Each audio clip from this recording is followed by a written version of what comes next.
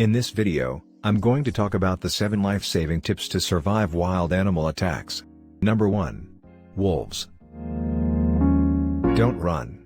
Wolves hunt prey that is on the run, and typically if their prey doesn't run, they don't pursue the attack. And, you wouldn't want to look like running prey now, would you? Make yourself big and scary. If you have anything available such as a shirt, jacket, arms, raise it above your head. Be careful not to fall or act scared. This could encourage an attack by looking vulnerable. 2. Jellyfish. Jellyfish sting so that they can catch and eat other sea creatures. But that sting can be turned on people. Remember these steps just in case you were stung by one. Leave the water immediately if you see or suspect a jellyfish. Often, you can see jellyfish in the water. They may look like a plastic bag or a balloon floating at the surface of the water, and may come in groups. Rinse the area with vinegar. Not cool fresh water or seawater, which could make it worse. Use tweezers to pull off any tentacles still on your skin. Do not scrape a sting with a plastic card or anything else. 3. Bees. A bee encounter can range from painful to deadly, so before you run into a swarm of bees you need to know these tips to survive. The first thing to do is to run as quickly as you can, but don't jump into a pool or other body of water to avoid the bees. They can, and will wait for you to surface, and will sting you as soon as you do. Because bees target the head and eyes, cover your head as much as you can, without slowing your escape. Avoid extreme movement when near a colony. Bees are much more likely to respond to an object on the move.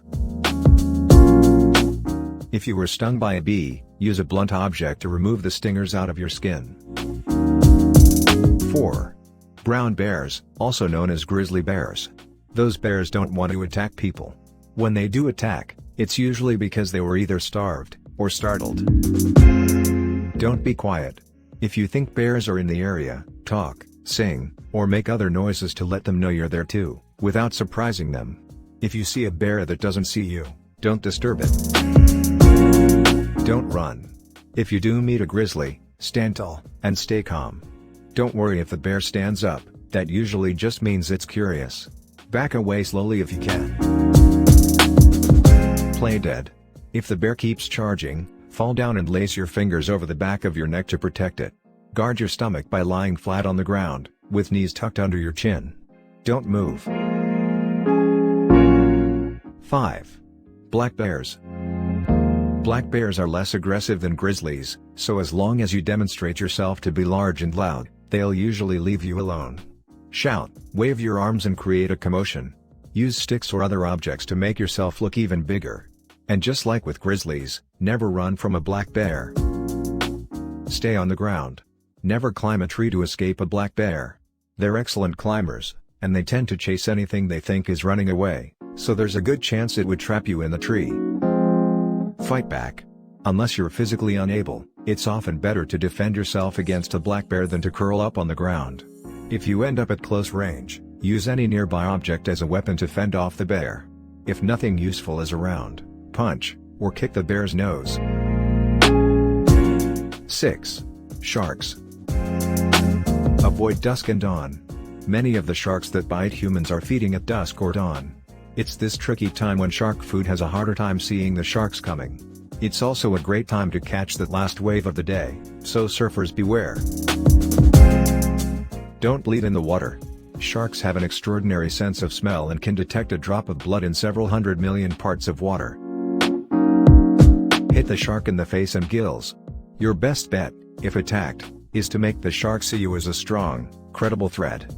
Usually, a hard blow to the shark's gills, eyes or snout, which is the end of its nose, will cause it to retreat. These are really the only vulnerable areas on a shark. 7. Snakes. Avoid areas where there is tall grass and brush. Try to stay on trails, or clear areas where you can see where you step. If you must go into tall grass or brush, use a long stick to probe the area before stepping into it. Resist sticking a hand or foot into a crevasse, or hole. Snakes often curl up in dark places like holes. Look carefully before you step or place your hand anywhere. This is especially true when rock climbing, or exploring in caves. Remember that snakes can climb trees. Be careful while walking under low-hanging branches, or when climbing up a tree, as you could easily mistake a snake for a branch.